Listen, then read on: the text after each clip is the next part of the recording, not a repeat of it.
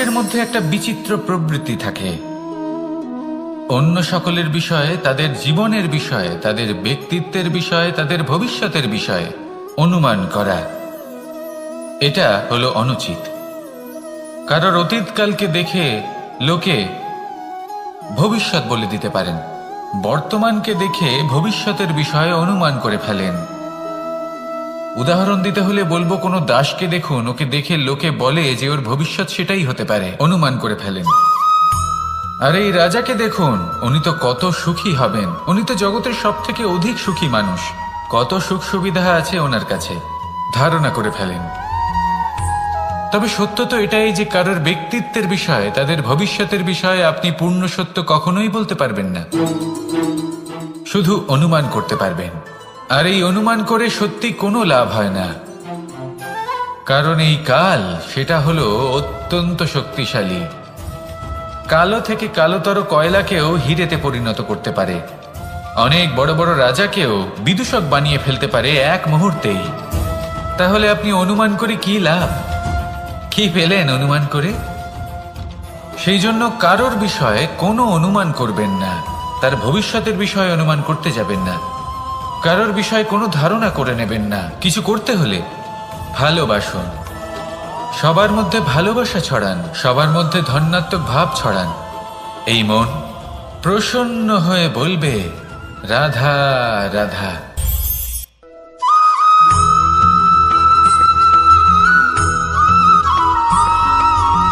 পঞ্চতত্ত্বের মধ্যে দ্বিতীয় তত্ত্ব হল ধরণী, ভূমি, যাকে আমরা ধরণী মাতা বলি। এই ধরণী ধৈর্য ধারণ করে, আর এর ওপরেই আমাদের সমগ্র সংসার নির্ভরশীল। কারণ এই ভূমি সহ্য ক্ষমতা রাখে, এর সহ্য ক্ষমতা হলো অপরিসীম। সন্তান যতই আঘাত প্রদান করুক না কেন, প্রেম পূর্বক সহ্য করে, আর তার বদলে অমূল্য রত্ন প্রদান করে।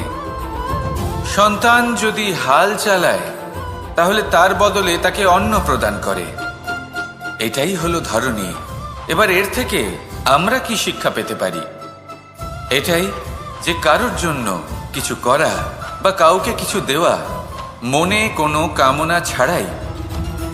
আর এই কথাটা বুঝে যান, যদি কারোর জন্য কামনা না রেখে বা কোনো পাওয়ার আশা না রেখে কারোর জন্য কিছু করেন বা কারোকে কিছু দেন, যদি এটা আপনি শিখতে পারেন, তবে আপনি ভালোবাসতে শিখে গেছেন। আর সেই জন্যই এই ধরিত্রীকে মাতা বলা হয়। কারণ মাতা শুধু উনি নন যিনি গর্ভে সন্তানকে ধারণ করেন, মাতা তো উনিও যিনি জীবন বাঁচতে শেখান, যিনি জীবন বাঁচার উদাহরণ প্রদান করেন। তাহলে ধরণীর থেকে এই নিঃস্বার্থ ভাব শিখুন, নিঃস্বার্থ ভালোবাসা শিখুন, আর এই ভালোবাসার সাথেই বলুন, রাধা রাধা।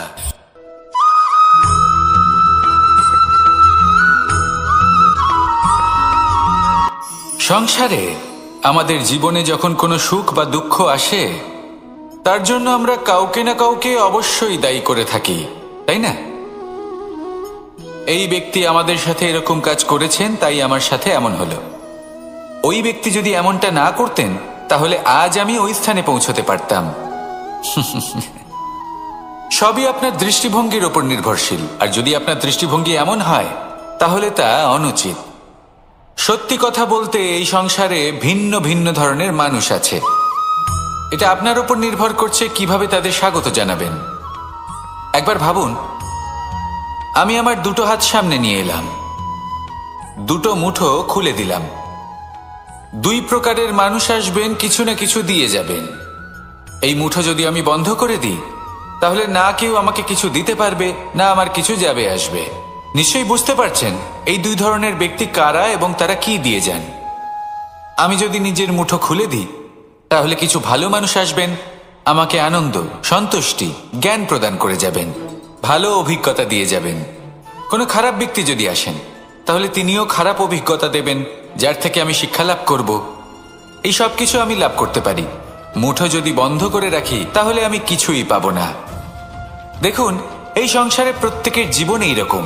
প্রত্যেকের জীবনে সবকিছুই আছে, ভালো খারাপ দুই মানুষই আছে, ভালো অভিজ্ঞতা আছে, খারাপ অভিজ্ঞতা আছে। নির্ভর করছে আপনার উপর যে আপনি কি করবেন, এনাদের স্বাগত কিভাবে জানাবেন, কার থেকে কি বুঝবেন, কি শিখতে পারবেন, আর কোন দৃষ্টিভঙ্গি নিয়ে অগ্রসর হবেন। এটাই নির্ধারণ করবে যে আপনার জীবন কেমন হবে। আসুন আমার সাথে ভালোবেসে বলুন, রাধা রাধা।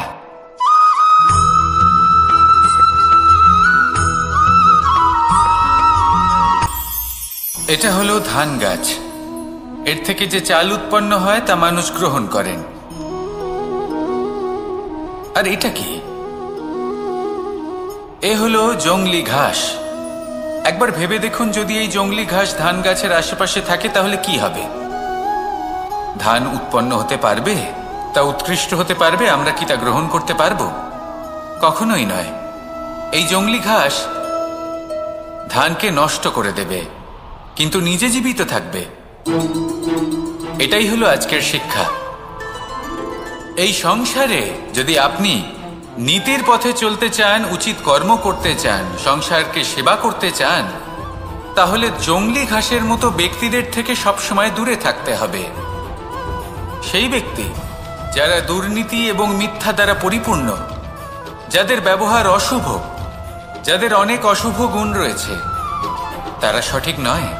সেই সকল ব্যক্তি যাদের চরিত্র অত্যন্ত দুষ্ট হয়, তারা হয় শুভ চরিত্রের ব্যক্তিকে একদম নষ্ট করে দেয়, নয় নিজের মতো বানিয়ে তোলে। তাই যদি আপনি নীতির পথে চলতে চান, এই সংসারের জন্য শুভ কর্ম করতে চান, তাহলে সেই সঙ্গ লাভ করুন যে সঙ্গ জ্ঞানে পরিপূর্ণ, যাদের মধ্যে অনেক গুণ আছে, যাদের থেকে প্রতিদিন কিছু শিখতে পারবেন। এমন ব্যক্তির সাথে জীবন অতিবাহিত করুন। দুরাচারীদের থেকে দূরে থাকুন। তবেই এই মন প্রসন্ন হয়ে বলবে, রাধা রাধা।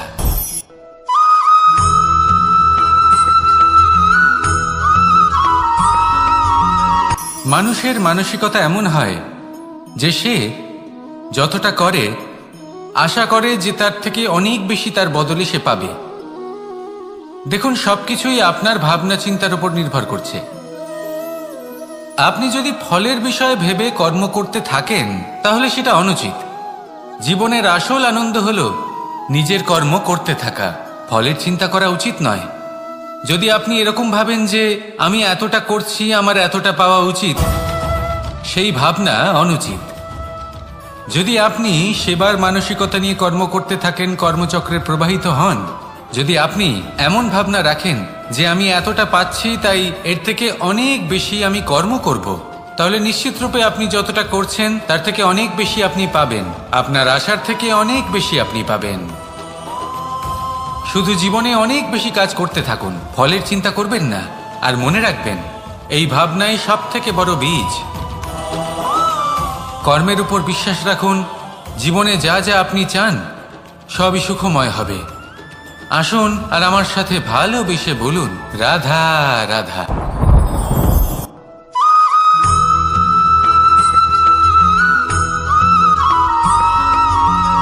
আপনি কখনো কোনো বাজকে নিজের বাসা বানাতে দেখেছেন? এই বাজ যখনই কোনো বাসা বানায় তখন উঁচু গাছের ডালে বা কোনো পর্বতের শিখরে বাসা বানায়, অনেক উচ্চতায়। আর সেখানে তার সন্তানও জন্মগ্রহণ করে। যখন এই সন্তানেরা জন্মায় তখন এই বাজ খুবই ভালোবেসে এবং খুব সাবধানে এদের পালন পোষণ করে।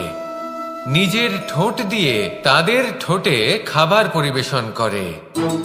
কিন্তু যেই সেই সন্তানেরা হৃষ্টপুষ্ট হয়ে যায় এবং সেই কথা বাজ নিজে বুঝতে পেরে যায়, সেই বাজ নিজেই সেই বাসা ছিন্ন ভিন্ন করে দেয়।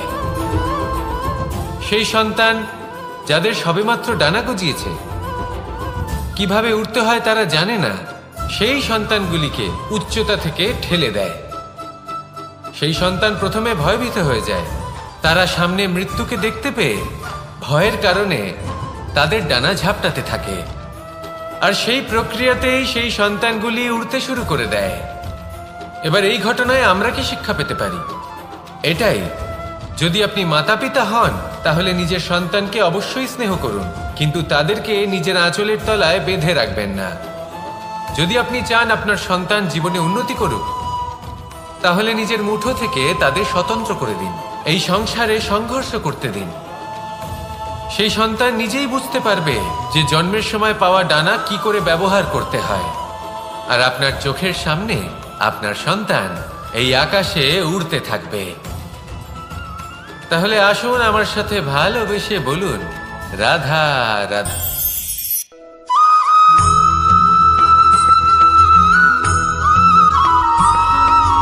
বসন্ত ঋতু, এই সময় মন আনন্দে ভরে থাকে।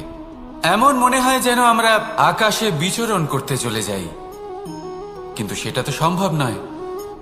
সেই জন্য হয়তো আমরা ঘুড়ি ওড়াই, এই ঘুড়িকে নিজেদের প্রতিরূপ মনে করে। এবার অনেক মানুষ আছেন যারা ঘুড়ি ওড়ান, কিন্তু এই কর্মের সারমর্ম কি সেটা কজন বুঝতে পারেন? আপনি এটা মনে করুন যে আপনি হলেন সেই ঘুড়ি, আর এই সুতো যিনি ধরে রয়েছেন তিনি হলেন পরমাত্মা। আর এই সুতো যেখান থেকে শুরু হয় সেই লাটাই হলো আমাদের কর্মচক্র। এবার আপনি নিজেই অনুমান করুন যে এই উড়ান কার ওপর নির্ভরশীল? পরমাত্মার ওপর আর আপনার কর্মের ওপর। যদি পরমাত্মা আপনার হাত ধরে থাকেন, আপনার সাথে থাকেন, যদি আপনি শুভ কর্ম করতে থাকেন, আপনি এই আকাশে উড়তে থাকবেন। কিন্তু কোথাও যদি পরমাত্মার সাথে এই বন্ধন ছিন্ন হয়, আপনার কর্মচক্র খারাপ হয়ে যায় বা থেমে যায়, তাহলে আপনার এই ঘুড়ি কেটে যাবে আর দূরে কোনো গাছের ডালে গিয়ে আটকে যাবে। তাই শুধুমাত্র ঘুড়ি ওড়াবেন না, তার থেকে শিখুন, পরমাত্মার সাহচর্যে থাকুন, সবসময় শুভ কর্ম করতে থাকুন আর সবসময় এই আকাশে উড়তে থাকুন। আসুন আর আমার সাথে ভালোবেসে বলুন, রাধা।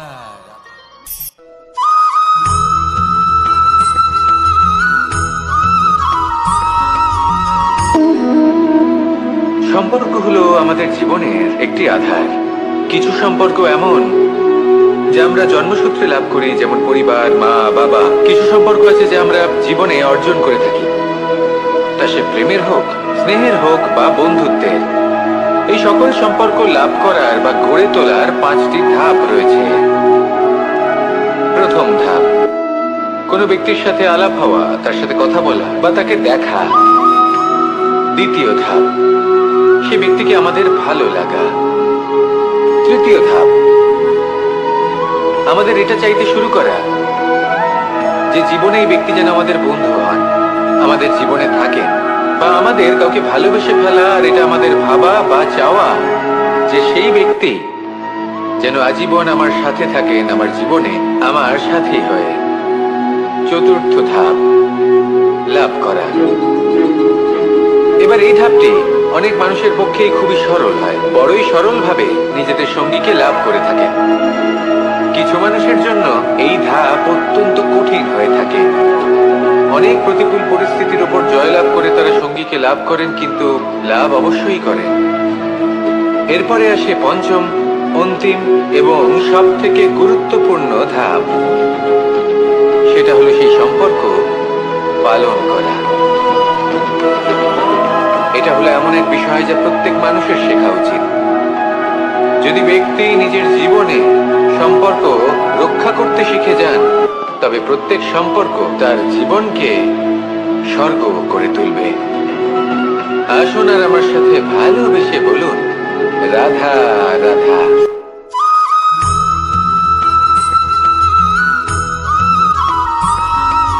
জীবনে যখন কোনো ব্যক্তি নিজের লক্ষ্য প্রাপ্তির জন্য নিরন্তর পরিশ্রম করতে থাকেন, চেষ্টা করতে থাকেন, তখন তিনি কষ্ট অনুভব করেন, কখনো শারীরিক কষ্ট, কখনো মানসিক কষ্ট। এবার উনি এটা ভাবতে থাকেন যে আমি কি উচিত করছি নাকি অনুচিত করছি। কারণ অন্যদিকে এমন একজন ব্যক্তিও আছেন যিনি একদমই পরিশ্রম চেষ্টা করছেন না। তিনি মদিরা পান করেন, বিলাসিতায় জীবন কাটান, অলস প্রকৃতির হয়ে ওঠেন, নিদ্রাতে বিলীন হয়ে থাকেন আর ভাবেন যে তিনি সুখ লাভ করছেন। কিন্তু এরকম কেন হয়? কারণ যখন আমরা সৎ পথে থাকি, উচিত পথে চলি, লক্ষ্য প্রাপ্ত করার জন্য চেষ্টা করতে থাকি, তখন আমাদের ভেতরে থাকা নেতিবাচক শক্তি এবং পাপ এই দেহকে ত্যাগ করে দেয়।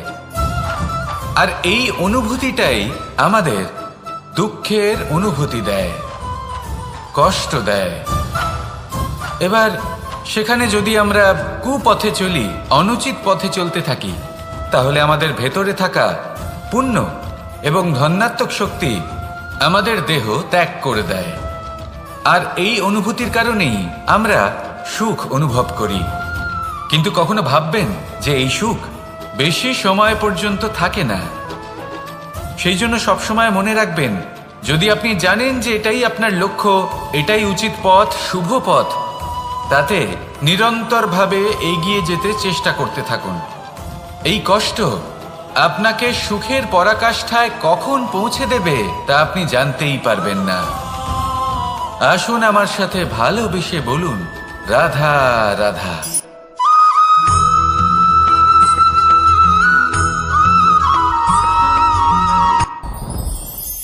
সাথী। সাথী এই শব্দটির ব্যাখ্যা কে কিভাবে করে? মিত্র, সখা, বন্ধু। কিন্তু অর্থ একটাই, তিনি যিনি আপনার সঙ্গী হন আর তিনি যার সাথী আপনি হন। এবার সব থেকে বড় প্রশ্ন হলো এটাই যে তিনি কে হতে পারেন যাকে আপনি আপনার সাথী বলে মেনে নিতে পারেন, নিজের সখা, নিজের মিত্র, নিজের বন্ধু মেনে নিতে পারেন। আপনার সাথী হলেন তিনি যিনি দুঃখের সময় আপনার পাশে থাকবেন, আপনার হাত ধরে থাকবেন। আপনার সাথী হলেন তিনি যার হাত আপনি নিজের সুখের দিনে ধরে থাকবেন। সেই সাথীরই হাত ধরুন যিনি দুঃখে সবসময় আপনাকে সাহায্য করার জন্য তৎপর হয়ে থাকেন, আপনার পাশে থাকেন, আর যাকে সুখের দিনে আপনি আপনার সাথে রাখতে পারেন। আর যখন আপনার সাথে আপনার এই সাথী থাকবে, তখন আপনি এটা বুঝবেন যে যখন জীবনে দুঃখ আসে, তখন এই দুঃখ কমে যায়, সবার মধ্যে ভাগ হয়ে যায়। আর যদি তখন সুখ আসে, তাহলে সেটা সবার উপস্থিতিতে আরো বেড়ে যায়। এটাই হলো প্রেম, এটাই হলো ভালোবাসা, এটাই হলো সঙ্গ। যেমন সম্পর্ক আমার আর রাধার মাঝে। তাহলে আসুন আর আমার সাথে ভালোবেসে বলুন, রাধা রাধা।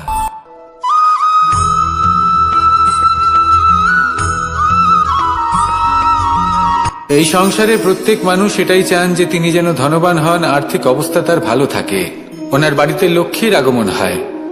কিন্তু সেটা হবে কি করে, সেটাই হলো প্রশ্ন।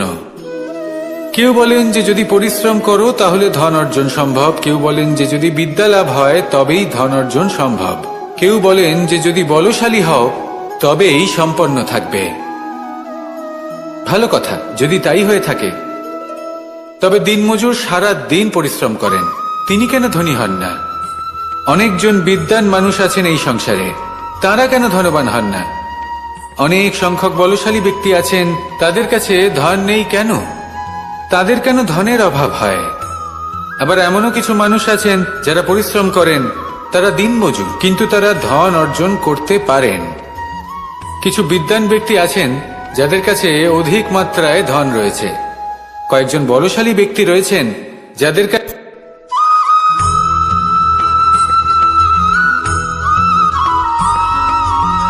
পঞ্চতত্ত্বের মধ্যে দ্বিতীয় তত্ত্ব হল ধরণী, ভূমি, যাকে আমরা ধরণী মাতা বলি। এই ধরণী ধৈর্য ধারণ করে, আর এর ওপরেই আমাদের সমগ্র সংসার নির্ভরশীল। কারণ এই ভূমি সহ্য ক্ষমতা রাখে, এর সহ্য ক্ষমতা হল অপরিসীম। সন্তান যতই আঘাত প্রদান করুক না কেন, প্রেম পূর্বক সহ্য করে, আর তার বদলে অমূল্য রত্ন প্রদান করে। সন্তান যদি হাল চালায়, তাহলে তার বদলে তাকে অন্ন প্রদান করে। এটাই হলো ধরণী। এবার এর থেকে আমরা কি শিক্ষা পেতে পারি? এটাই যে কারোর জন্য কিছু করা বা কাউকে কিছু দেওয়া মনে কোনো কামনা ছাড়াই। আর এই কথাটা বুঝে যান, যদি কারোর জন্য কামনা না রেখে বা কোনো পাওয়ার আশা না রেখে কারোর জন্য কিছু করেন বা কারোকে কিছু দেন, যদি এটা আপনি শিখতে পারেন তবে আপনি ভালোবাসতে শিখে গেছেন। আর সেই জন্যই এই ধরিত্রীকে মাতা বলা হয়। কারণ মাতা শুধু উনি নন যিনি গর্ভে সন্তানকে ধারণ করেন, মাতা তো উনিও যিনি জীবন বাঁচতে শেখান, যিনি জীবন বাঁচার উদাহরণ প্রদান করেন। তাহলে ধরনীর থেকে এই নিঃস্বার্থ ভাব শিখুন, নিঃস্বার্থ ভালোবাসা শিখুন, আর এই ভালোবাসার সাথেই বলুন রাধা রাধা।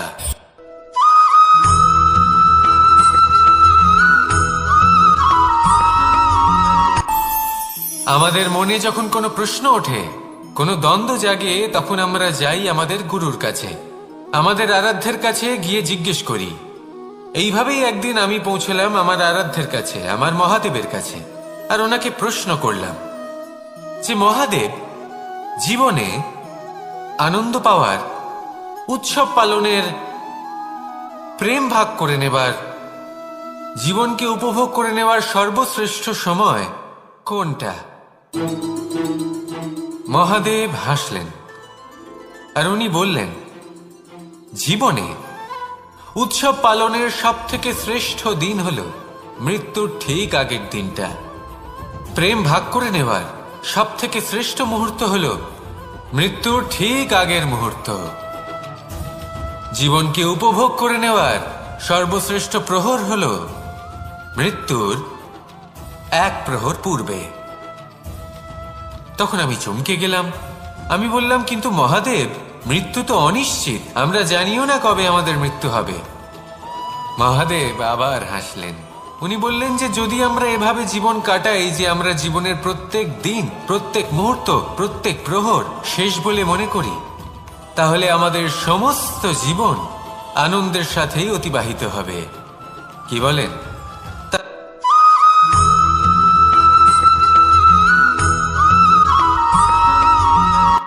সংসারে আমাদের জীবনে যখন কোনো সুখ বা দুঃখ আসে, তার জন্য আমরা কাউকে না কাউকে অবশ্যই দায়ী করে থাকি, তাই না?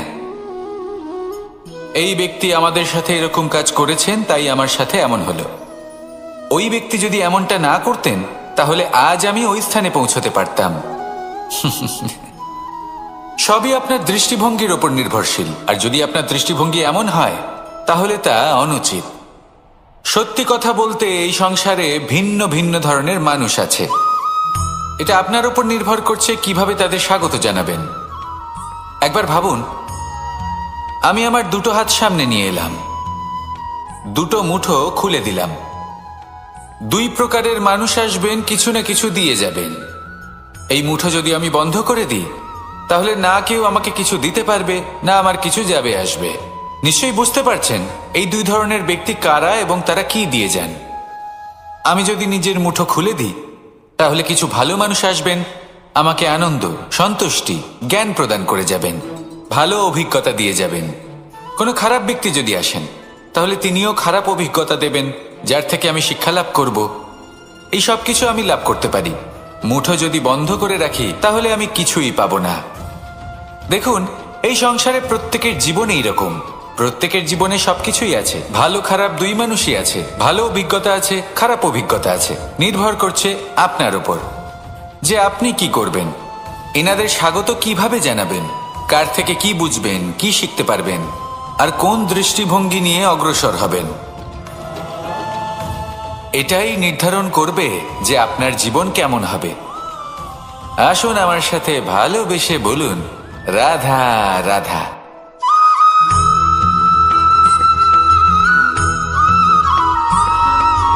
জীবনে অগ্রসর হওয়ার জন্য আমাদের কাকে প্রয়োজন হয়? মাতা পিতা, বন্ধু, প্রেম, সাহায্য, অর্থ, পরিশ্রম, আশা। ভিন্ন ভিন্ন মানুষ ভিন্ন ভিন্ন বিকল্প চয়ন করে। যদি আমি আপনাকে বলি, তাহলে জয় আর পরাজয়ের মন্ত্র দুটো শব্দের উপর নির্ভর করে, মেনে নেওয়া আর দৃঢ় হওয়া। যদি মেনে নেন, তাহলে হেরে যাবেন। যদি দৃঢ় হন, তাহলে নিশ্চিত রূপে জয়ী হবেন। যদি কখনো আপনি ক্লান্ত হয়ে ওঠেন, আপনি দুঃখী হন, পুরোপুরি ভেঙে পড়েছেন, তখন মেনে নেবেন না যে আপনি ভেঙে পড়েছেন, নয়তো হেরে যাবেন। তখন উল্টে স্থির করবেন যে যাই হয়ে যাক না কেন, আমি জয়ী হবই। আর আপনি দেখবেন যে জয় নিশ্চিত রূপে আপনার কাছেই আসবে। তাহলে এই কথা মনে রাখবেন আর আমার সাথে ভালোবেসে বলবেন, রাধা রাধা।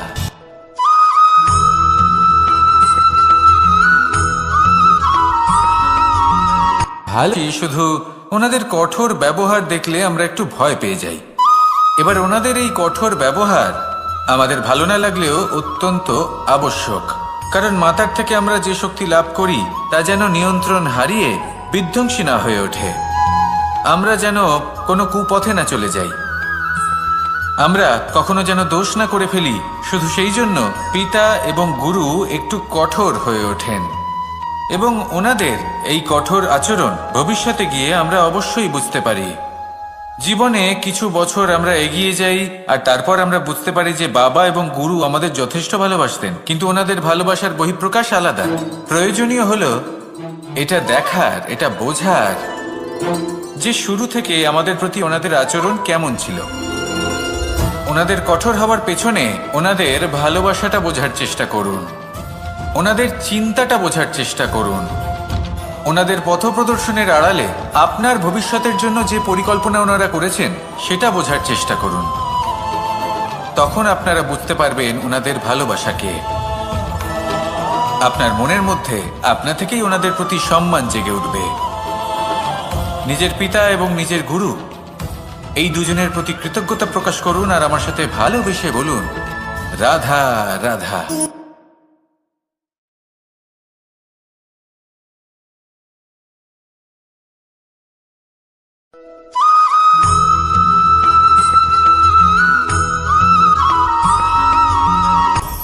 আপনি কখনো পর্বতের শিখরে উঠেছেন? আপনি দেখতে পাবেন পর্বতের পদতলে প্রচুর সুন্দর ফুল রয়েছে, সবুজ বনানী রয়েছে। যত আপনি ওপরে উঠতে থাকবেন তত ফুল কমতে থাকবে, সবুজ বনানী কমতে থাকবে। আরো কিছুটা ওপরে উঠলে কাঁটা জাতীয় গাছ দেখতে পাবেন, শুকনো গাছ দেখতে পাবেন। আরো যদি ওপরে ওঠেন তাহলে পাষাণ দেখতে পাবেন। আরো ওপরে উঠলে হিমখণ্ড দেখতে পাবেন। এই যে পর্বত, তা মনুষ্য জীবনের সবথেকে উত্তম উদাহরণ। মানুষ যখন সাফল্যের শিখরে পৌঁছতে চান, মহানুভবতার শিখরে পৌঁছতে চান, পথে যত আস্তে আস্তে উপরে উঠতে থাকেন ততই ভৌতিক বস্তু তার থেকে বিচ্ছিন্ন হতে থাকে। যদি তিনি সেই ভৌতিক বস্তুগুলি ত্যাগ না করতে পারেন তাহলে কখনোই সেই স্থানে পৌঁছতে পারবেন না। আর মানুষ যদি উচিত ত্যাগ করতে পারেন, পথে অগ্রসর হতে থাকেন, এগোতে থাকেন, তাহলে একদিন না একদিন তিনি মহানুভবতার, জ্ঞানের, সাফল্যের হিমের স্বাদ অবশ্যই লাভ করবেন। মনে রাখবেন, মানব জীবনে ত্যাগ হলো অত্যন্ত গুরুত্বপূর্ণ অংশ। আসুন আমার সাথে ভালোবেসে বলুন, রাধা রাধা।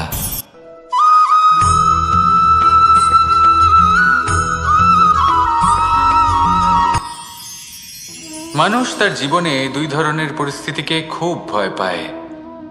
এক, কোনো কারণবশত কারোর সামনে নত হওয়া। দুই, কোনো কারণে নিজের চরিত্র থেকে, নিজের মূল্যবোধ থেকে বিচ্যুত হওয়া। এবার কেন হয় এরকম যে কথায় কথায় কারোর সামনে নত হতে হয়? কেন বারংবার নিজের চরিত্র থেকে চ্যুত হতে হয়? এরকম কেন হয়? এটা তখনই হয় যখন আমাদের শিক্ষা এবং মূল্যবোধের অভাব থাকে।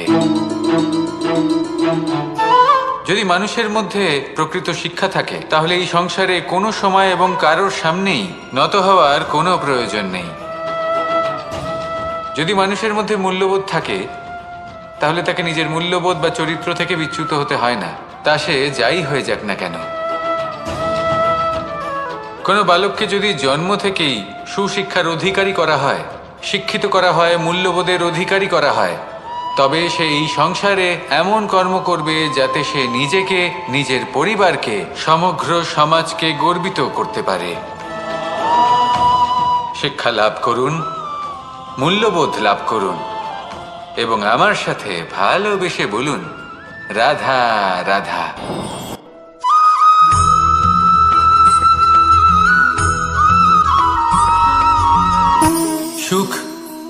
দুঃখ এবং শক্তি। এই তিন হলো এই সংসারের ত্রিদেবের মতো। আমাদের জীবনে যা কিছু ঘটছে এই তিনটির ভিত্তির উপরেই হচ্ছে।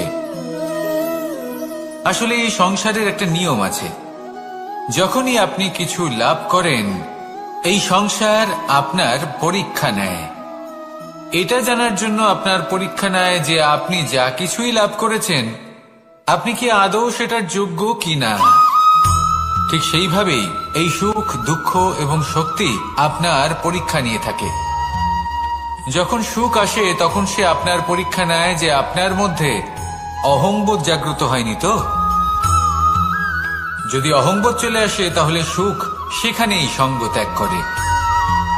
দুঃখ আপনার ধৈর্যের পরীক্ষা নিতে থাকে, আর যদি আপনার মধ্যে ধৈর্য না থাকে তাহলে এটা আপনাকে আরো বেশি দুঃখের গভীর অন্ধকারে ঠেলে দেবে। সেখানে শক্তি পরীক্ষা নেয় আপনার বিনম্রতার। যদি আপনি বিনম্র না হন তাহলে হয় এই শক্তি আপনার সঙ্গ ত্যাগ করবে, নয় এই শক্তি বিনম্রতার অভাবে আপনার পতনের কারণ হতে পারে। এই সংসারে যে কোনো ব্যক্তি যিনি এই পরীক্ষায় উত্তীর্ণ হয়ে থাকেন এই জীবনে তিনি সাফল্য লাভ করেন। আসুন আমার সাথে ভালোবেসে বলুন, রাধা রাধা।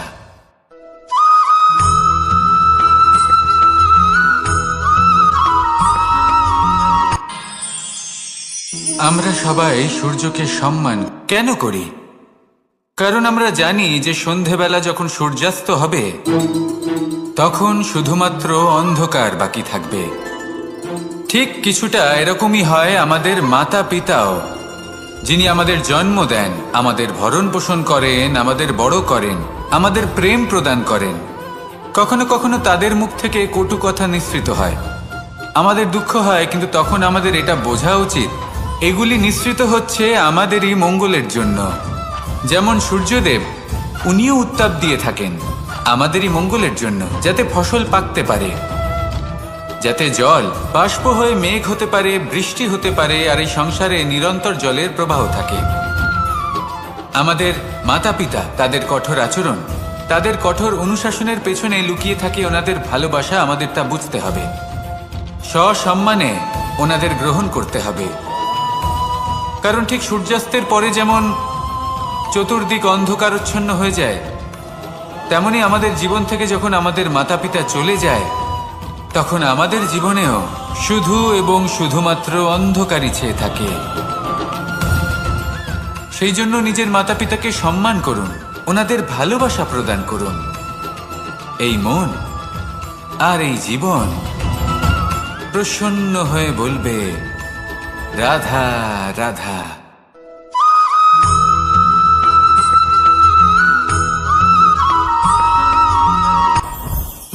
জীবনে কিছু শেখা অত্যন্ত গুরুত্বপূর্ণ।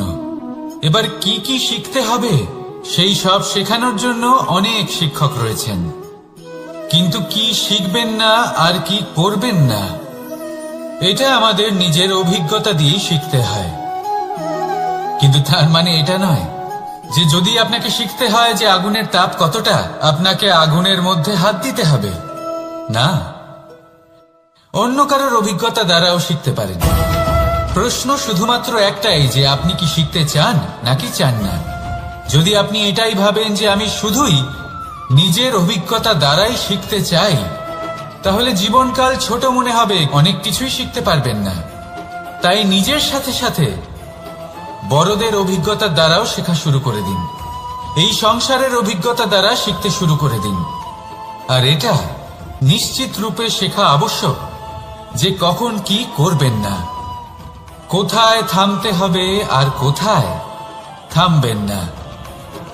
তাহলে আসুন আর আমার সাথে ভালোবেসে বলুন, রাধা রাধা।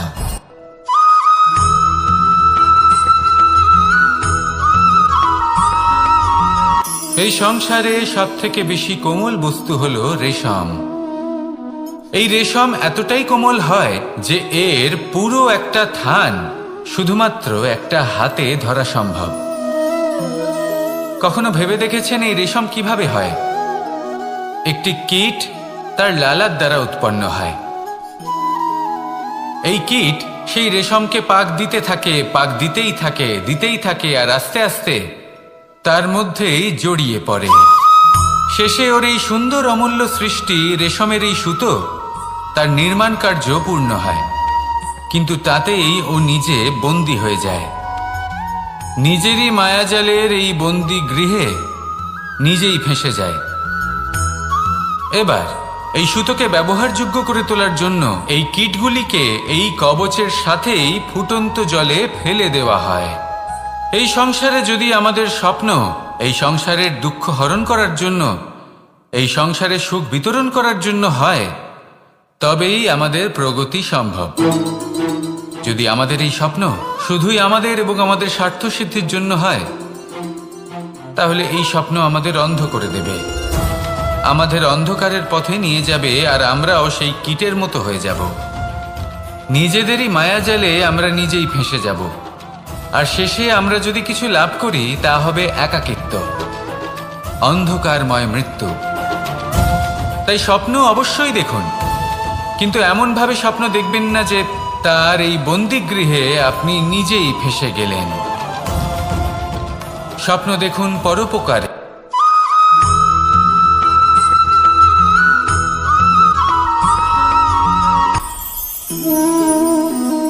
শক্তি এক অত্যন্ত বিচিত্র বস্তু, বা বলতে পারেন অনুভূতি। পিতা সবসময় চান যেন তিনি তার শক্তি পুত্রকে। আসুন আপনাকে সহজে বোঝাই। যদি আপনি সুপাত্র হন আর আপনাকে শক্তি দেওয়া হয়, তাহলে আপনি সেই শক্তির গুরুত্ব বুঝবেন, কোথায় সেই শক্তি প্রয়োগ করা উচিত সেটা বুঝবেন। আর এটা যেহেতু অর্জন করা শক্তি হবে, সেই শক্তির অপব্যবহার হবে না।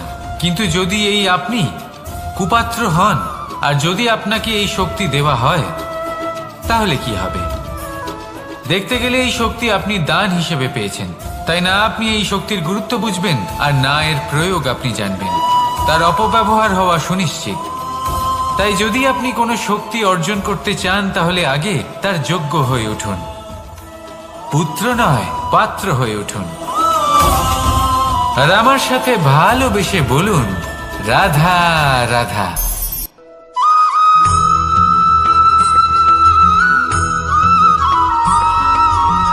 এই সংসারে প্রত্যেক মানুষ এটাই চান যে তিনি যেন ধনবান হন, আর্থিক অবস্থা তার ভালো থাকে, ওনার বাড়িতে লক্ষ্মীর আগমন হয়। কিন্তু সেটা হবে কি করে, সেটাই হলো প্রশ্ন। কেউ বলেন যে যদি পরিশ্রম করো তাহলে ধন অর্জন সম্ভব, কেউ বলেন যে যদি বিদ্যা লাভ হয় তবেই ধন অর্জন সম্ভব, কেউ বলেন যে যদি বলশালী হও তবেই সম্পন্ন থাকবে। ভালো কথা, যদি তাই হয়ে থাকে, তবে দিনমজুর সারা দিন পরিশ্রম করেন, তিনি কেন ধনী হন না? অনেকজন বিদ্বান মানুষ আছেন এই সংসারে, তারা কেন ধনবান হন না? অনেক সংখ্যক বলশালী ব্যক্তি আছেন, তাদের কাছে ধন নেই কেন? তাদের কেন ধনের অভাব হয়? আবার এমনও কিছু মানুষ আছেন যারা পরিশ্রম করেন, তারা দিনমজুর, কিন্তু তারা ধন অর্জন করতে পারেন।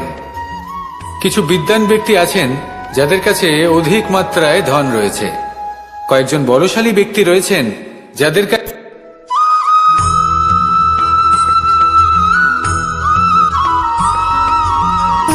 সুখ, দুঃখ এবং শক্তি, এই তিন হলো এই সংসারের ত্রিদেবের মতো। আমাদের জীবনে যা কিছু ঘটছে এই তিনটির ভিত্তির উপরেই হচ্ছে। আসলে এই সংসারের একটা নিয়ম আছে, যখনই আপনি কিছু লাভ করেন, এই সংসার আপনার পরীক্ষা নেয়। এটা জানার জন্য আপনার পরীক্ষা নেয় যে আপনি যা কিছুই লাভ করেছেন, আপনি কি আদৌ সেটার যোগ্য কিনা। ঠিক সেইভাবেই এই সুখ, দুঃখ এবং শক্তি আপনার পরীক্ষা নিয়ে থাকে। যখন সুখ আসে তখন সে আপনার পরীক্ষা নেয় যে আপনার মধ্যে অহংবোধ জাগ্রত হয়নি তো। যদি অহংবোধ চলে আসে তাহলে সুখ সেখানেই সঙ্গ ত্যাগ করে। দুঃখ আপনার ধৈর্যের পরীক্ষা নিতে থাকে, আর যদি আপনার মধ্যে ধৈর্য না থাকে তাহলে এটা আপনাকে আরো বেশি দুঃখের গভীর অন্ধকারে ঠেলে দেবে। সেখানে শক্তি পরীক্ষা নেয় আপনার বিনম্রতার। যদি আপনি বিনম্র না হন, তাহলে হয় এই শক্তি আপনার সঙ্গ ত্যাগ করবে, নয় এই শক্তি বিনম্রতার অভাবে আপনার পতনের কারণ হতে পারে। এই সংসারে যে কোনো ব্যক্তি যিনি এই পরীক্ষায় উত্তীর্ণ হয়ে থাকেন, এই জীবনে তিনি সাফল্য লাভ করেন। আসুন আমার সাথে ভালোবেসে বলুন, রাধা রাধা।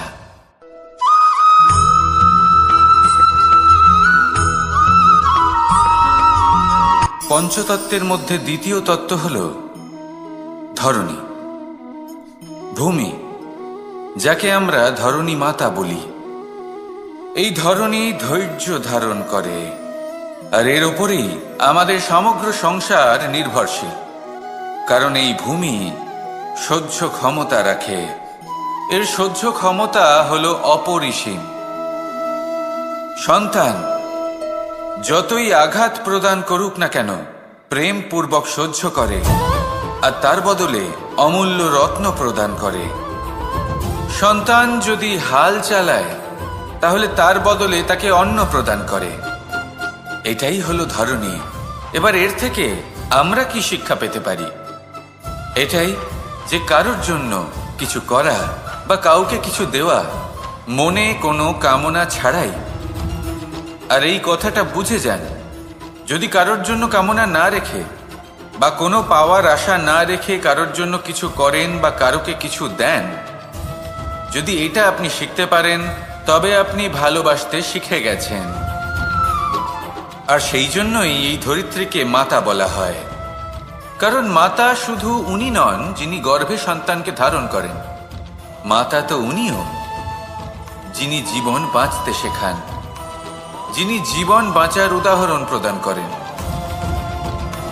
তাহলে ধরণীর থেকে এই নিঃস্বার্থ ভাব শিখুন, নিঃস্বার্থ ভালোবাসা শিখুন, আর এই ভালোবাসার সাথেই বলুন, রাধা রাধা।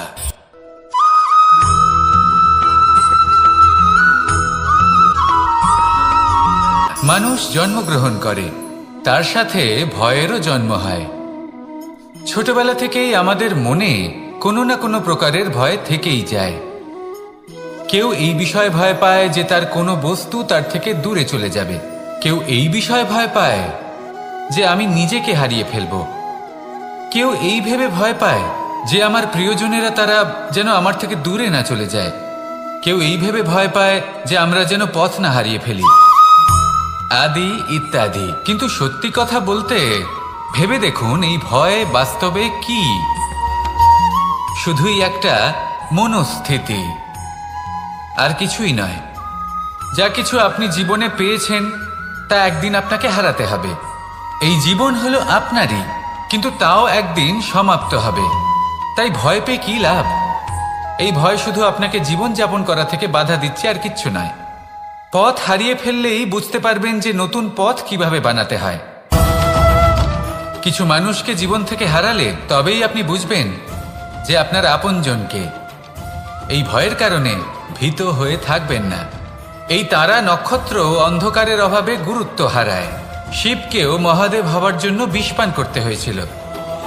প্রত্যেক পরিস্থিতি, প্রত্যেক সাফল্য আপনার পরীক্ষা নেবে, তাতে উত্তীর্ণ হওয়া হলো আপনার কর্ম। যখনই আপনি ভয় পাবেন বা সংকটের সম্মুখীন হবেন, তখন সাহসের সাথে তার সম্মুখীন হন। মনে রাখবেন, যে সম্মুখীন হতে জানে, সাফল্য তার সাথে সবসময় থাকে। আসুন আর আমার সাথে ভালোবেসে বলুন, রাধা রাধা।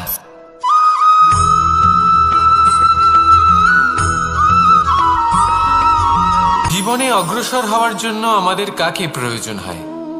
মাতা পিতা, বন্ধু, প্রেম, সাহায্য, অর্থ, পরিশ্রম, আশা। ভিন্ন ভিন্ন মানুষ ভিন্ন ভিন্ন বিকল্প চয়ন করে। যদি আমি আপনাকে বলি, তাহলে জয় আর পরাজয়ের মন্ত্র দুটো শব্দের উপর নির্ভর করে, মেনে নেওয়া আর দৃঢ় হওয়া। যদি মেনে নেন তাহলে হেরে যাবেন, যদি দৃঢ় হন তাহলে নিশ্চিত রূপে জয়ী হবেন।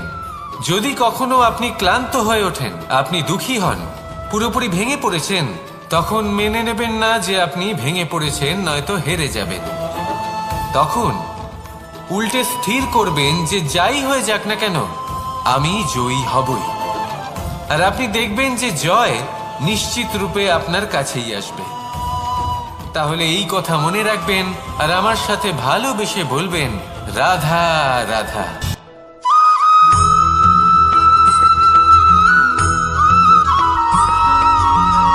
এই সংসারে কোনো বস্তু হোক বা ব্যক্তি হোক, তার একার গুরুত্ব কিন্তু খুব বেশি নয়। একটা উদাহরণ হিসেবে বৃষ্টির ফোঁটাকে ভেবে দেখুন। যদি একটি বৃষ্টির ফোঁটা হয় তাহলে তার খুব বেশি গুরুত্ব থাকে না, কিন্তু যখন সহস্র বৃষ্টির ফোঁটা মেঘের মধ্যে দিয়ে ঝরে পড়ে তখন সেটা বর্ষার রূপ ধারণ করে। সেই বর্ষা যা এই প্রকৃতিকে শান্ত করে। সেইভাবেই পাথরের ছোট টুকরো তার খুব বেশি গুরুত্ব থাকে না, কিন্তু যখন অসংখ্য পাথরের টুকরো একত্রিত হয় তখন তা পর্বতের আকার ধারণ করে। সেইভাবেই কিছু মানুষ যখন একত্রিত হন তখন তৈরি হয় পরিবার, কিছু পরিবার যখন একত্রিত হয় তখন তৈরি হয় সমাজ, যখন অনেক সংখ্যক সমাজ একত্রিত হয় তখন তৈরি হয় রাজ্য। এবার এই রাজ্যের সবথেকে গুরুত্বপূর্ণ ব্যক্তি হতে পারেন রাজা, কিন্তু তাও সেই রাজা একা কিছু করতে পারেন না। যুদ্ধ লড়ার সময় তারও নিজের সৈন্যদলকে প্রয়োজন পড়ে। কিন্তু এই সংসারে এমন একজন ব্যক্তি আছেন যিনি একাই সব কাজ করতে থাকেন, এবং সেই ব্যক্তি হলেন মা। আমাদের জীবনে একজন পিতার ভূমিকা কিন্তু নিঃসন্দেহে অমূল্য, কিন্তু আমাদের সকলের জীবনে যে ভূমিকা একজন মায়ের তা অন্য কারোর থাকে না। একজন মা একাই সন্তানকে বড় করতে পারেন, সংস্কারী করে তুলতে পারেন, তার জন্য পরিশ্রম করেন। আর এত কিছু কাজ করার পরেও তার কাজের জন্য তিনি প্রশংসা অবশ্য পান না। উল্টে যদি সেই সন্তান অনুচিত পথে চালিত হয়, অনুচিত কর্ম করে, তখন সেই মাকেই অপবাদের পাত্র হয়ে উঠতে হয়। আমাদের জীবনে মায়ের যোগদান কতটা সেটা বুঝুন। আপনাকে বড় করে তোলার জন্য উনি কতটা পরিশ্রম করেছেন সেটা বুঝুন। আজ থেকে, এখন থেকে, এই মুহূর্ত থেকে মাকে সম্মান করতে শিখুন। যখন সময় পাবেন, যখন সুযোগ হবে, তখন তার প্রশংসা করুন, ওনারও ভালো লাগবে।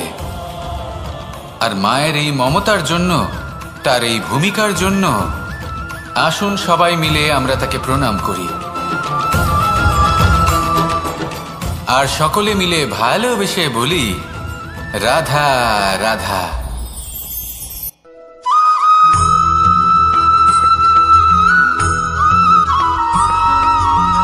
এই সংসারের সবথেকে গুরুত্বপূর্ণ তত্ত্ব কোনটা?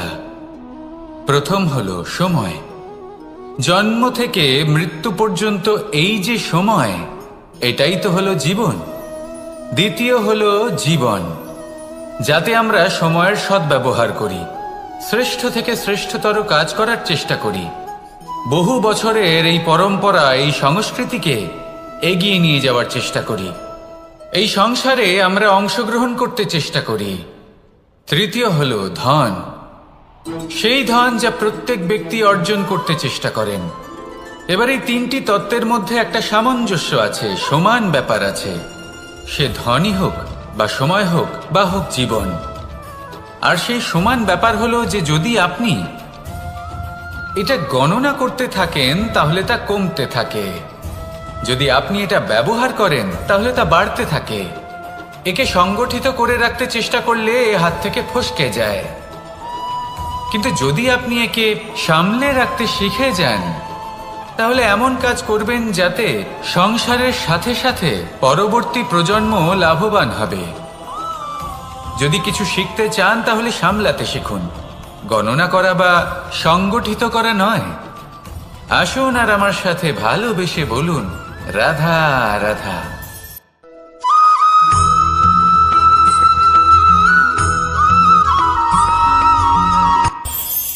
এই সংসারে আমরা প্রকাশ কোথা থেকে পাই?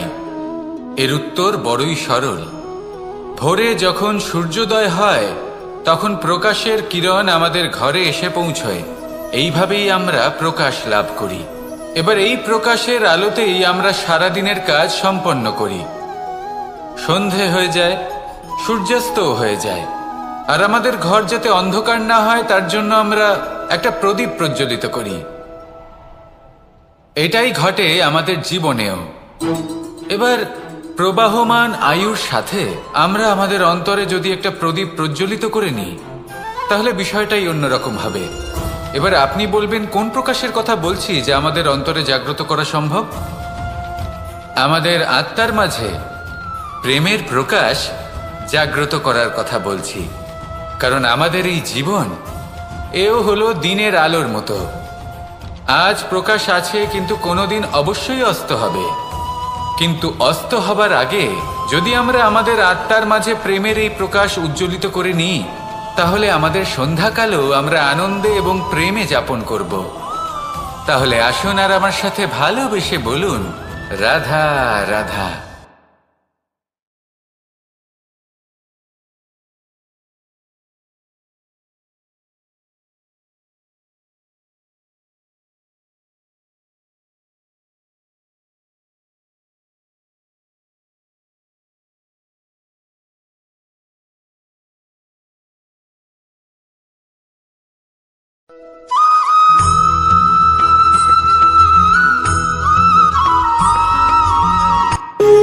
যখন মানুষের মৃত্যু হয় তখন কি হয়? অনেক সংখ্যক মানুষ শোক পালন করতে চলে আসেন। যে ব্যক্তি মৃত্যু লাভ করেছেন তার অনেক বস্তু থাকে যেগুলো তার প্রিয়, যেগুলো তিনি ব্যবহার করেছেন। তার শয্যা, তার বস্ত্র, তার আভূষণ সবকিছু তার থেকে বিচ্ছিন্ন করা হয় এবং খালি হাতে তাকে শ্মশানের উদ্দেশ্যে রওনা করা হয়। আমি আপনাকে এই প্রশ্ন করতে চাই, আপনি এই সংসারে কি অর্জন করেছেন?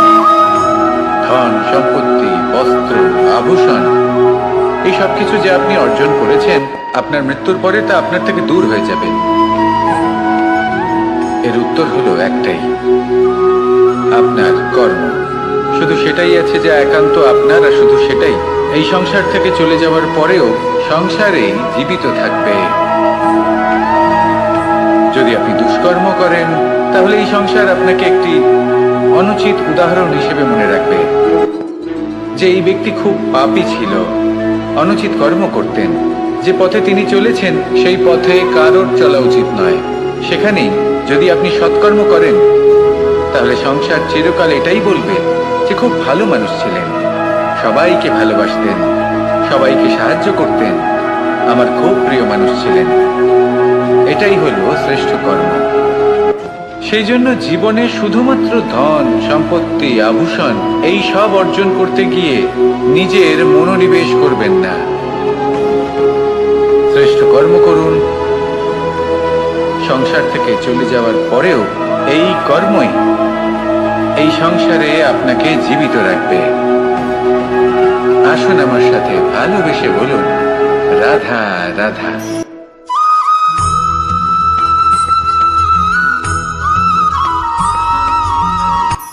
এই সংসারে সাফল্য লাভ করার জন্য জ্ঞানের প্রয়োজন হয়, পরিশ্রমের প্রয়োজন হয়, দৃঢ় নিষ্ঠার প্রয়োজন হয়, নিরন্তর চেষ্টা করা প্রয়োজনীয়। কিন্তু আরো কিছু আছে যা অত্যন্ত প্রয়োজনীয় এবং গুরুত্বপূর্ণ। তা হলো ভালো বন্ধু। তাদের থাকা অত্যন্ত প্রয়োজনীয়। যদি ভালো বন্ধু থাকে, তাহলে সময় এলে তারা ঢাল হয়ে আপনাকে সুরক্ষা করবেন। সময় এলে অস্ত্রের মতো শত্রুকে সংহারও করবেন। যদি তিনি জ্ঞানী হন, তাদের মধ্যে সদ্গুণ থাকে, তাহলে এই সব গুণ আপনার মধ্যেও প্রবেশ করবে। তাহলে সাফল্যের জন্য ভালো বন্ধু পাওয়া অত্যন্ত প্রয়োজনীয়। কিন্তু শুধু বন্ধু কেন, ভালো শত্রুও থাকা প্রয়োজনীয়। এবার আপনি ভাববেন, আমি কি বললাম? যদি আপনার জীবনেও ভালো অর্থাৎ শক্তিশালী শত্রু থাকে, তাহলে আপনিও শক্তিশালী হতে থাকবেন। এই শত্রু আপনাকে প্রেরিত করবে আরো বেশি শক্তিশালী হয়ে ওঠার। কখনো কোনো হরিণকে দেখুন, তীব্র গতিতে দৌড়তে থাকে। কেন তীব্র গতিতে দৌড়য়? এই কারণে নয় যে কোথাও তার জন্য মধুর ঘাস অপেক্ষা করে রয়েছে, না। সে এই কারণে তীব্র গতিতে দৌড়য় কারণ সেটা না করলে তার পেছনে একটি সিংহ আছে যে ওকে নিজের ভোজন করে ফেলবে। তাই জীবনে বিপদ, সংকট এই সব কিছুও হলো অত্যন্ত গুরুত্বপূর্ণ। তার সম্মুখীন হতে শিখুন আর আমার সাথে ভালোবেসে বলুন, রাধা রাধা।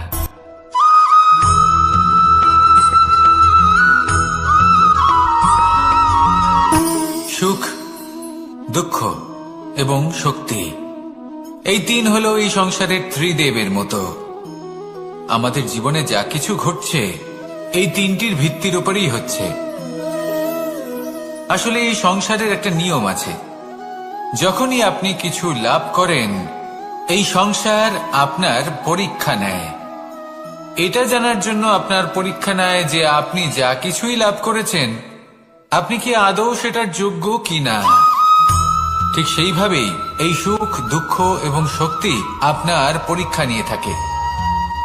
যখন সুখ আসে তখন সে আপনার পরীক্ষা নেয় যে আপনার মধ্যে অহংবোধ জাগ্রত হয়নি তো। যদি অহংবোধ চলে আসে তাহলে সুখ সেখানেই সঙ্গ ত্যাগ করে। দুঃখ আপনার ধৈর্যের পরীক্ষা নিতে থাকে, আর যদি আপনার মধ্যে ধৈর্য না থাকে তাহলে এটা আপনাকে আরো বেশি দুঃখের গভীর অন্ধকারে ঠেলে দেবে। সেখানে শক্তি পরীক্ষা নেয় আপনার বিনম্রতার। যদি আপনি বিনম্র না হন তাহলে হয় এই শক্তি আপনার সঙ্গ ত্যাগ করবে, নয় এই শক্তি বিনম্রতার অভাবে আপনার পতনের কারণ হতে পারে।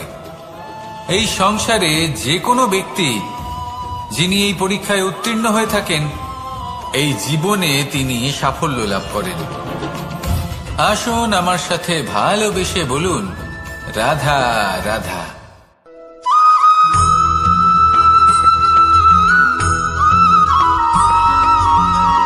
পুরুষার্থ। শাস্ত্রে 4 ধরনের পুরুষার্থের কথা বলা হয়েছে। প্রথম হলো ধর্ম। আপনি কি জানেন এই ধর্ম আসলে কি? আপনার কি মনে হয় ধর্ম আসলে কি? কোনো বিশেষ ঈশ্বরকে মানাই কি ধর্ম বলা হয়? নাকি কোনো বিশেষ রীতি পালন করাই হলো ধর্ম? নাকি কোনো বিশেষ সাহিত্যকে সর্বশ্রেষ্ঠ মনে করাই হলো ধর্ম?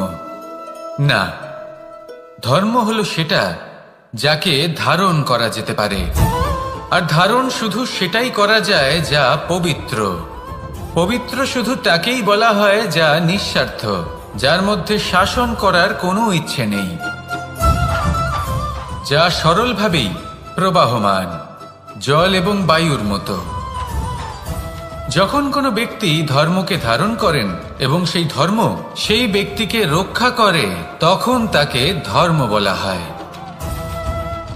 ধর্ম যা রক্ষা করে অহংকার থেকে, খারাপ চিন্তার হাত থেকে।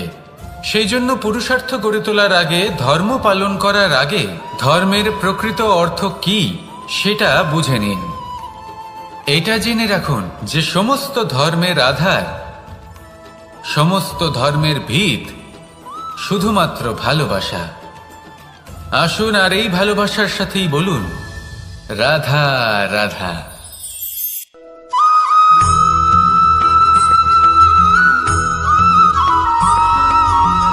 এই সংসারে সবথেকে বেশি কোমল বস্তু হলো রেশম। এই রেশম এতটাই কোমল হয় যে এর পুরো একটা থান শুধুমাত্র একটা হাতে ধরা সম্ভব। কখনো ভেবে দেখেছেন এই রেশম কিভাবে হয়?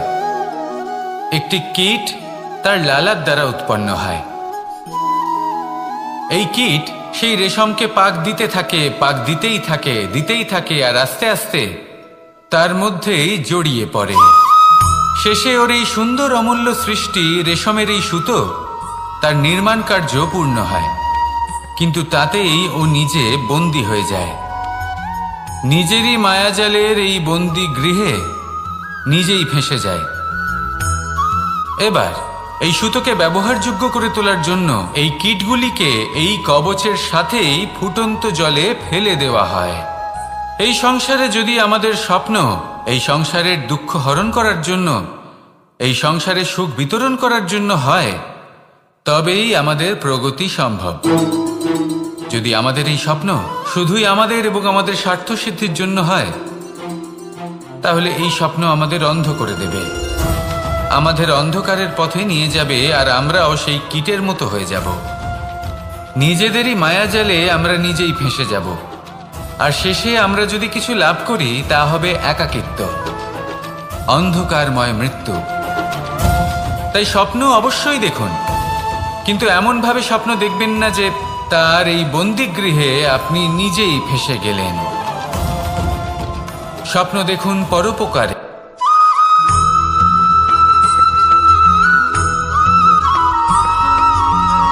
কেউ বলে জীবন খুব ক্ষণস্থায়ী, কেউ বলে জীবন হলো একটা সুন্দর স্বপ্নের মতো, আবার কেউ বলবে জীবন হলো এক কঠোর সত্য।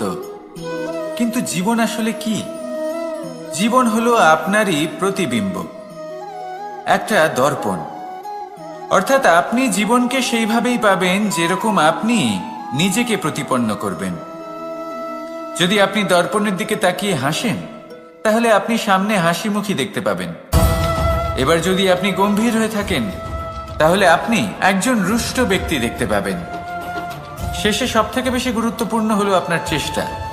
আপনাকে সবসময় চেষ্টা করতে হবে যাতে আপনি নিজেকে প্রসন্ন এবং ইতিবাচক মনোভাবে রাখেন। এটা হলো আপনারই উত্তরদায়িত্ব, তাকে পালন করুন। এই মনকে প্রসন্ন রাখুন, এই সংসারকে সুন্দর বলে মনে হবে।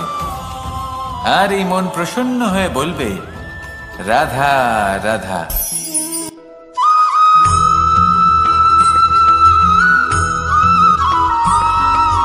জীবনে যখন কোনো ব্যক্তি নিজের লক্ষ্য প্রাপ্তির জন্য নিরন্তর পরিশ্রম করতে থাকেন, চেষ্টা করতে থাকেন, তখন তিনি কষ্ট অনুভব করেন। কখনো শারীরিক কষ্ট, কখনো মানসিক কষ্ট। এবার উনি এটা ভাবতে থাকেন যে আমি কি উচিত করছি নাকি অনুচিত করছি। কারণ অন্যদিকে এমন একজন ব্যক্তিও আছেন যিনি একদমই পরিশ্রম চেষ্টা করছেন না। তিনি মদিরা পান করেন, বিলাসিতায় জীবন কাটান, অলস প্রকৃতির হয়ে ওঠেন, নিদ্রাতে বিলীন হয়ে থাকেন আর ভাবেন যে তিনি সুখ লাভ করছেন। কিন্তু এরকম কেন হয়? কারণ যখন আমরা সৎ পথে থাকি, উচিত পথে চলি, লক্ষ্য প্রাপ্ত করার জন্য চেষ্টা করতে থাকি, তখন আমাদের ভেতরে থাকা নেতিবাচক শক্তি এবং পাপ এই দেহকে ত্যাগ করে দেয়। আর এই অনুভূতিটাই আমাদের দুঃখের অনুভূতি দেয়, কষ্ট দেয়।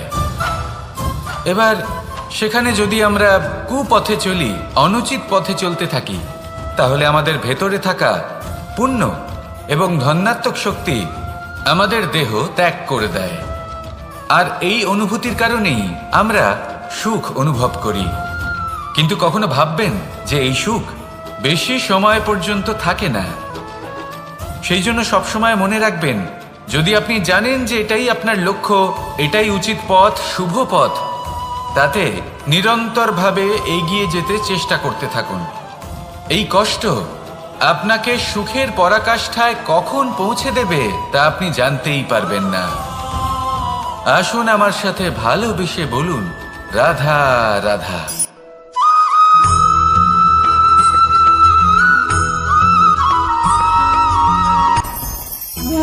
ভোজন।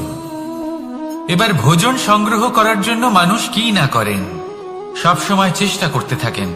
ফসল উৎপাদনের জন্য অনেক পরিশ্রম করতে থাকেন, কিন্তু অনেক সময় অনেক পরিশ্রম করার পরেও ফসল ভালো উৎপাদন হয় না। এর কারণ কি? কারণ হলো এটাই যে আপনি পরিশ্রম হয়তো অনেক করেছেন, কিন্তু আপনার নজর তো সেই বীজের দিকে ছিলই না যা আপনি রোপণ করেছেন। সেই জন্য সব সময় কোনো বীজ রোপণ করার আগে তাকে পরখ করে দেখুন, তা অত্যন্ত আবশ্যক। আর সেইভাবেই যখনই কোনো কর্মের প্রশ্ন আসে, তাহলে সেখানে শুধুমাত্র পরিশ্রম যথেষ্ট নয়। সেই কাজের প্রতি আপনার কর্তব্য কি, আপনার উদ্দেশ্য কি, সেটা জানা হলো অত্যন্ত গুরুত্বপূর্ণ। তাই কর্ম করুন, কিন্তু সেই কর্মের প্রতি আপনার যা উদ্দেশ্য তার মাহাত্ম্য বুঝতে চেষ্টা করুন। তাহলে আসুন আমার সাথে ভালোবেসে বলুন, রাধা রাধা।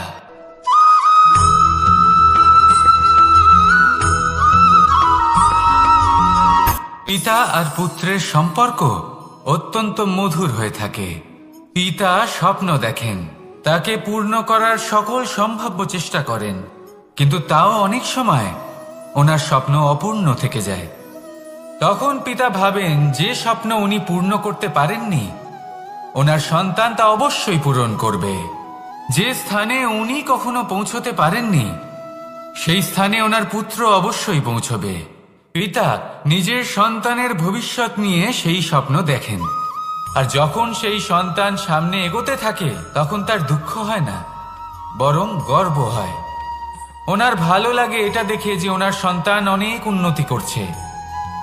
কিন্তু যখন সন্তান নিজের অভিভাবকের শক্তি দেখে, তার যশ দেখে হিংসা করতে থাকে, সমস্যা সেইখানেই শুরু হয়। সেই জন্য সকল সন্তানকে এটা মনে রাখতে হবে, দেখুন, পুত্র হবার সুবাদে, এক সন্তান হবার সুবাদে এটা হলো আপনার অধিকার যে আপনি আপনার পিতার থেকে বেশি উন্নতি করবেন। আপনার পিতাও এটাই চান, কিন্তু সুস্থভাবে এটা করুন। একটা রেখা টেনে নিন যাতে আপনি তাতে এগোতে পারেন আর আপনার পিতার তাতে গর্ববোধ হয়, আর সেই বিষয়ে দুঃখ না হয় যে আমার সন্তান আমাকেই ছোট করার চেষ্টা করছে। ইতিহাস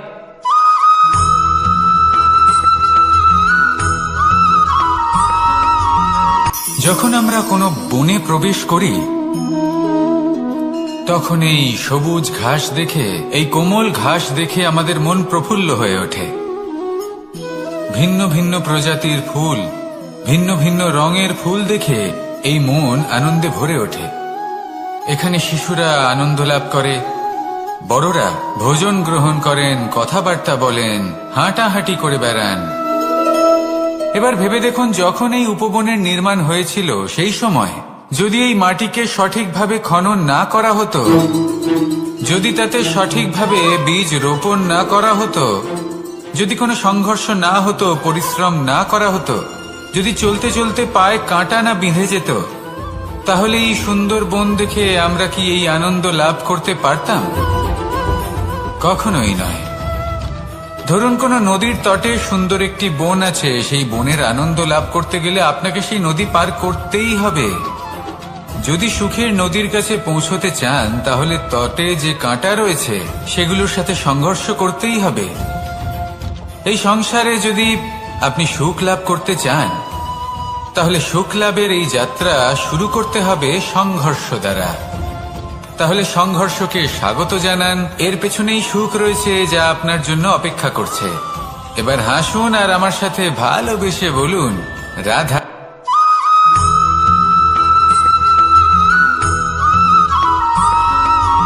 জীবনে অগ্রসর হওয়ার জন্য আমাদের কাকে প্রয়োজন হয়?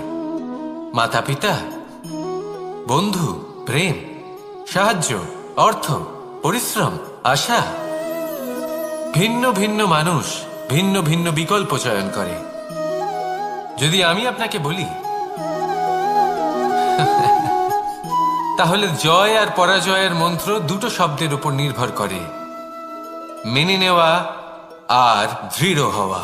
যদি মেনে নেন তাহলে হেরে যাবেন, যদি দৃঢ় হন তাহলে নিশ্চিত রূপে জয়ী হবেন। যদি কখনো আপনি ক্লান্ত হয়ে ওঠেন, আপনি দুঃখী হন, পুরোপুরি ভেঙে পড়েছেন, তখন মেনে নেবেন না যে আপনি ভেঙে পড়েছেন, নয়তো হেরে যাবেন। তখন উল্টে স্থির করবেন যে যাই হয়ে যাক না কেন, আমি জয়ী হবই। আর আপনি দেখবেন যে জয় নিশ্চিত রূপে আপনার কাছেই আসবে। তাহলে এই কথা মনে রাখবেন আর আমার সাথে ভালোবেসে বলবেন, রাধা রাধা।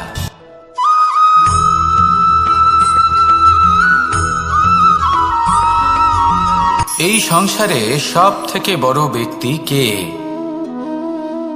আপনি বলবেন, এই কেমন ধরনের প্রশ্ন? কিন্তু এটা হলো সব থেকে উচিত প্রশ্ন। কেউ এর উত্তর দেবে যে সেই মহাপ্রতাপী রাজা, তিনি হলেন সব থেকে বড় ব্যক্তি, সেই বড় রাজনীতিবিদ, তিনিই সব থেকে বড় ব্যক্তি। আমি আপনাকে জানাই যে সংসারের সব থেকে বড় ব্যক্তি হলেন তিনি, যার সাথে দেখা করলে আপনি নিজেকে ছোট মনে করবেন না।